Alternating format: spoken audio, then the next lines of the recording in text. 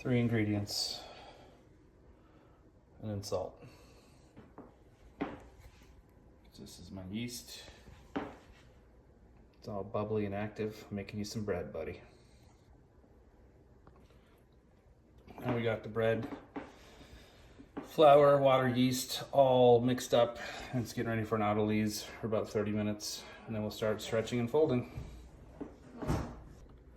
All right, it's been autolysing for about 30 minutes. Now we're gonna do some stretch and folds. Wet your hands. Dough's gonna be a little sticky. We're just gonna turn the ball, stretch it, and fold it onto itself. Give it a turn, stretch and fold. Do this until the dough feels really tight, and then you can let it rest for about 15 minutes. The whole idea here is that you don't want to stretch it so much that it breaks. You wanna just take it to its stretching point. You can see now it's starting to get a little stiff. Give it one more, stretch it, and fold it. Put a cover on it and let it rest for 15 minutes. All right, so we're gonna do another round of stretch and folds. Hand is wet. And we're gonna do this a total of about 4 times. And then we're gonna do a couple of coil folds, and then we're just gonna let it proof. So even though it's not proofing right now, it is going through what they call bulk fermentation. This could last anywhere to 4 to 8 hours, depending on what temperature your kitchen is. My kitchen right now is about 72 degrees, and it'll probably bulk ferment for about 6 hours. And it's pretty stiff, so we only had to go around once, and we're gonna let it sit again for another 15 minutes. We'll do this 2 more times, and then we'll do some coil folds.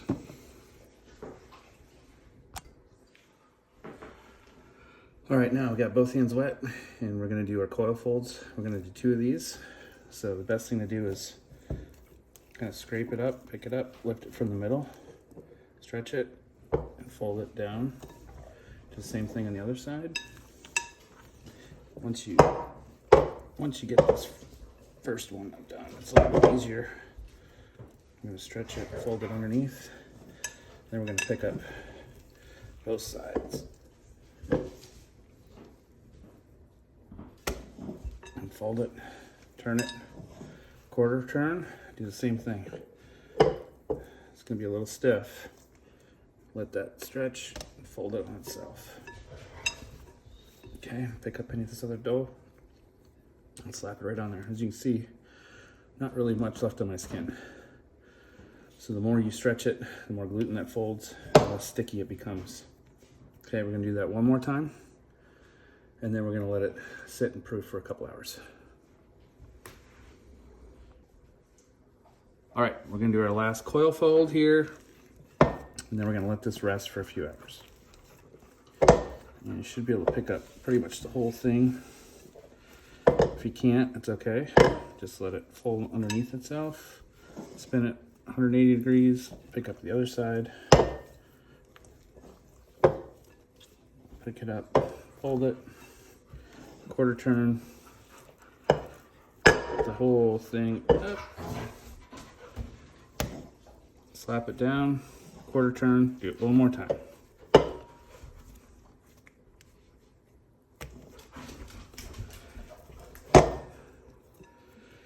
And now we're gonna let this sit for about 2 hours. And if you see here, I already have it marked where this is gonna level out. And we're gonna let it come up about 30 to 40% higher than that, about right here. That's when you know it's ready to be pre-shaped.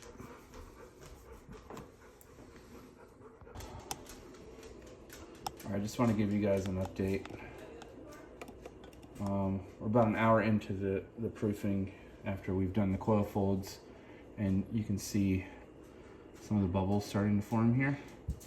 So that means that's the CO2 that's being released by the yeast as it's converting sugar into technically alcohol, and CO2 it's an emission. So we're not really creating alcohol here, but it is releasing CO2. So that's a really good sign. So we're gonna let this go for about another hour or two, and we'll check on it again and see where we're at. All right, so we've been bulk fermenting this for about 5 hours. And it's hard to tell, and I recommend having a straight walled plastic glass container, but this is domed obviously, and it spreads out. So it's tough to tell, but a good way to check is if you just touch the top. I got wet my fingers a little bit and see how it depresses, and it's not quite coming, it's coming back really slowly. That's a good sign that it's proofed and ready to go. Also, if I jiggle that, it's kind of like the consistency of gelatin. So we're gonna go ahead and get this turned out on the counter. Got the surface all wiped down and sanitized and everything. And then, you know, I clear it with water after that just to make sure it's as pure as possible. We're gonna get this turned out, and we're gonna pre-shape it and get it ready to do its final proof and get it in the oven. All right, so we're gonna turn this dough out and get it divided. Use my dough scraper here. And sorry if the camera angle isn't really great, but we're gonna get this all scraped out and divided and turned out. So this was 1,350 grams of flour, 945 grams of water, and about 36 grams of salt, excuse me. That's about a 70% hydration. So I meant to put some flour down here, but it's okay, we have a scraper. So we're gonna turn this out and get 3 loaves. We're just gonna eyeball this. You could use a scale, of course.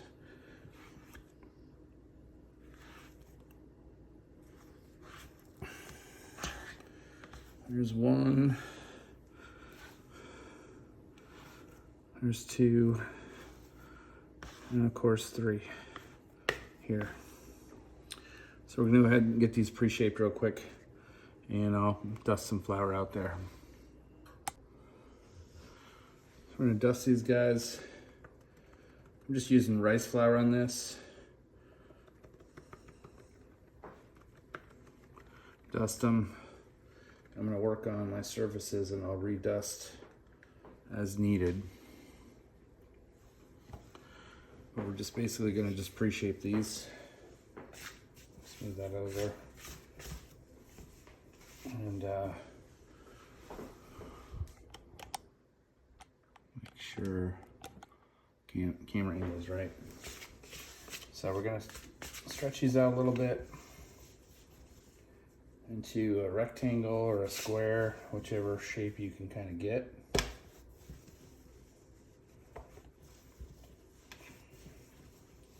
And we're gonna do kind of a round pre-shape that's gonna get it into a nice bowl shape, if you will.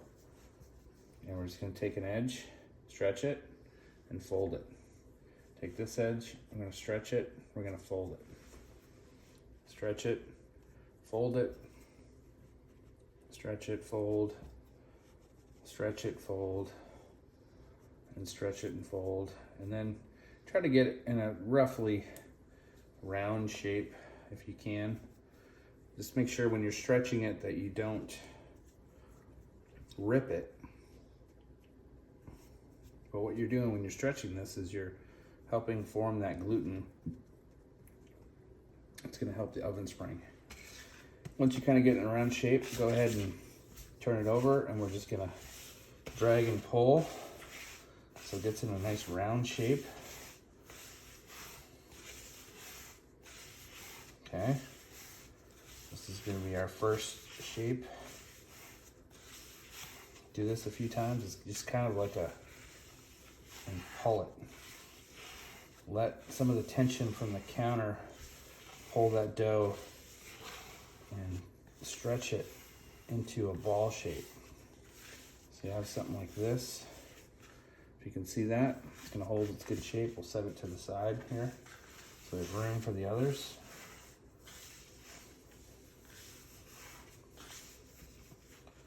Okay.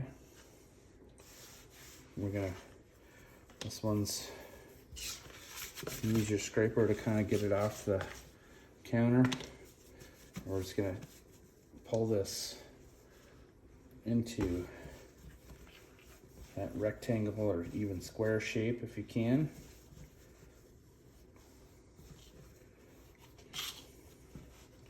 All right, make sure it's good. You can use your hands to flatten it out like you would like a pizza dough. All right, got a nice rectangle, and we're just gonna stretch. We're gonna fold it into the middle. Stretch, fold it into the middle.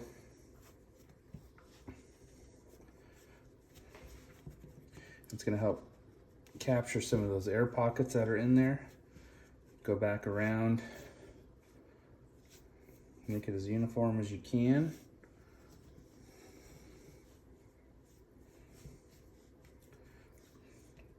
All right. Make sure it's sealed in there good, and then we're going to take our scraper and just flip it over. We're going to shape it into a ball shape, a boule, if you will. Stretch that dough so it feel like it's got some tension in it, because that's what's going to make it spring up. And if you cut a little piece of the dough off, it's okay. Just pick it up and pull it back in there. And you'll kind of know, you'll start to tell it's feeling some tension. Okay, put this one here. Don't put it too close because these guys could easily marry each other. This guy's kind of splitting apart, so we'll pinch them, tuck that underneath.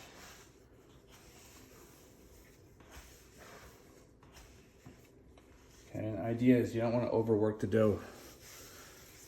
Then we'll do our third one here.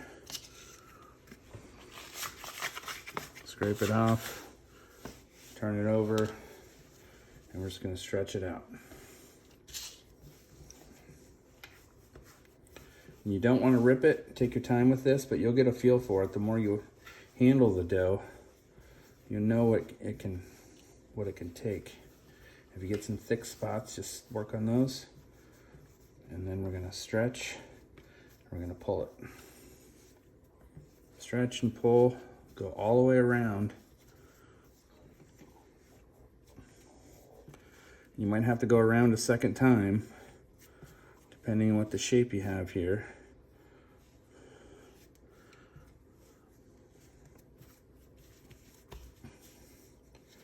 Okay. Pick it off of here, and we're just gonna shape this into a ball.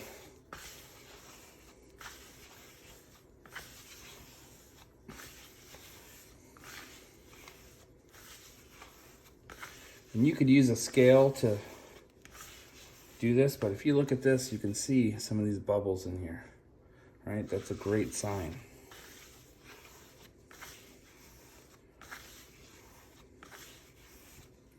Don't want to overwork them. We're going to let those just sit here. And we're going to leave them uncovered for about 15 minutes. 1-5. Okay? 1-5 minutes. Uncovered. It's okay, that's uncovered. It's only 15 minutes. And then we'll do a final shape and get them into the bannetons and we're going to do one loaf tonight, so we're going to let it proof for another hour. And we'll get it in the oven. And the other ones are going to go in the fridge for another day or so and let them slowly proof, and it'll increase some of that sourdough flavor. All right. So make sure you heat your oven to 475, not 425, 475. We will reduce it to 425 for the second part of the bake. Dutch oven in there for about an hour. We'll get this guy right in here.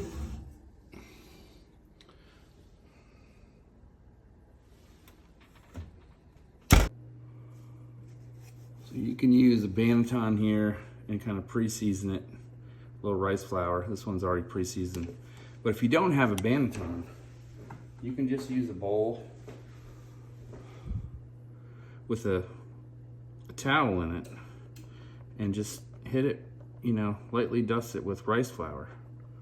And that's all you really need. Rice flour is really the ideal flour you want to use. Regular flour, it tends to stick a little bit more. So go ahead, and I got this little fancy tool, but you don't need that.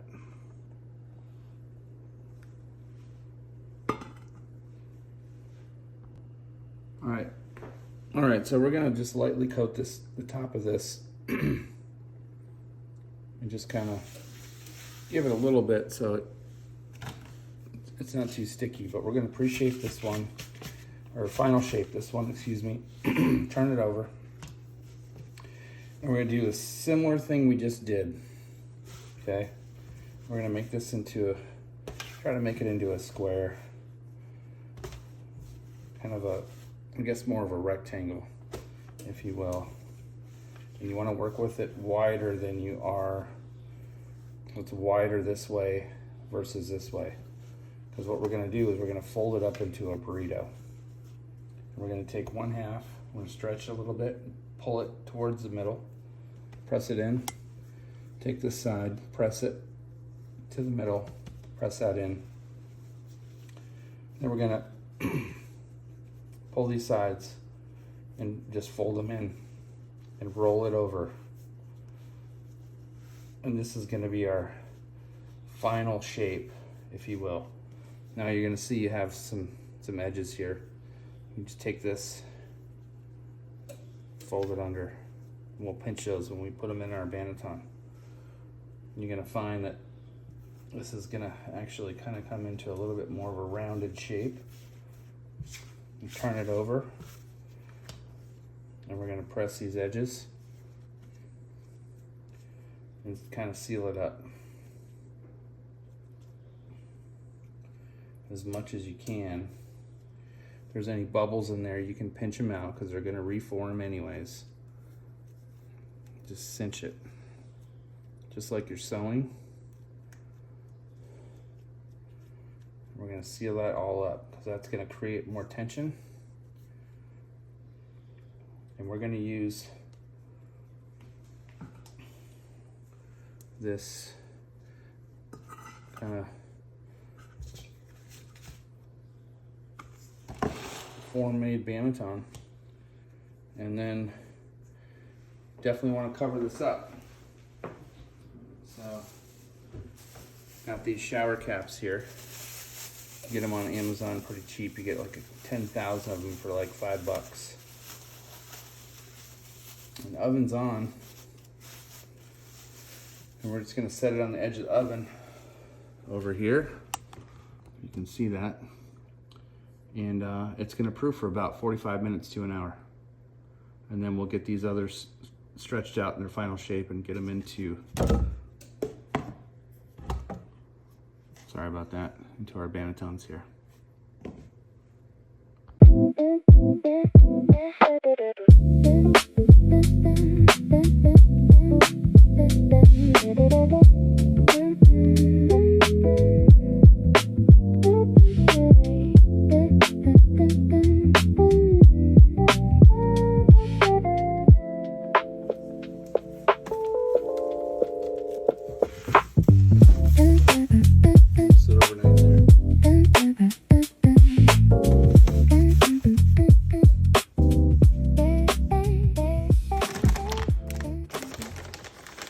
All right, we got our dough set up for a second proof. We're just gonna sprinkle a little bit of flour on here just to help it from not sticking or just getting too burnt. I'm gonna take our banneton that's been resting for about 45 minutes to an hour. And you can see it has grown in size. and our seam is up. And we're gonna turn this over carefully on this little baking doodaddy, and we're just gonna score it 45-degree angle. I like to do a little zigzag, so we're quick and deliberate. And just make sure we got a good cut in there. This is gonna give it oven spring, a little release point. Take this flour that's on here, I'm gonna smooth it over. It'll give you a nice little thing. You can put some little designs in here if you want. Put some zigzags.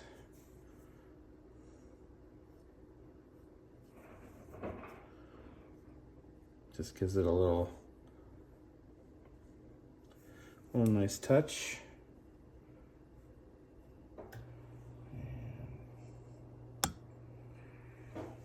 And we're going to carefully lift this into our Dutch oven, which I don't think you can see in camera, which is right there.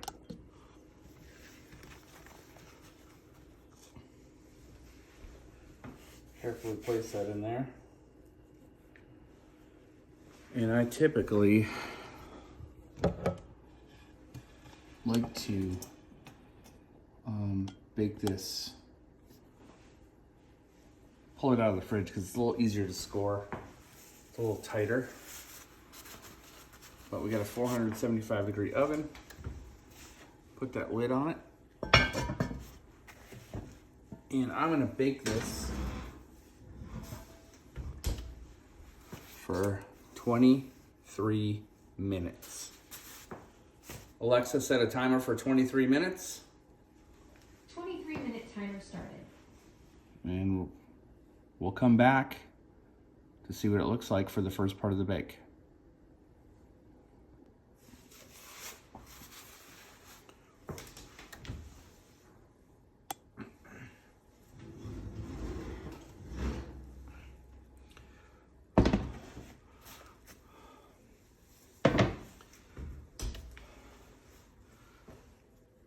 All right, so we got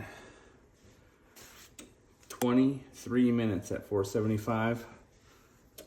We're gonna change the bake temperature to 425. And this is what we're looking at. This is a really nice oven spring. And we're gonna put it in uncovered now for another 20 minutes. And should have a good bowl of sourdough.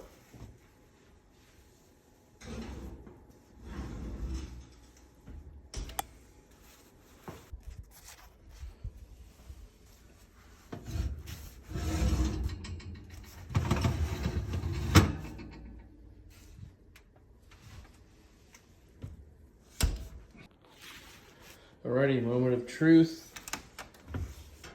We're gonna pull this guy and see what we have. That's a beautiful bowl of bread. Beautiful.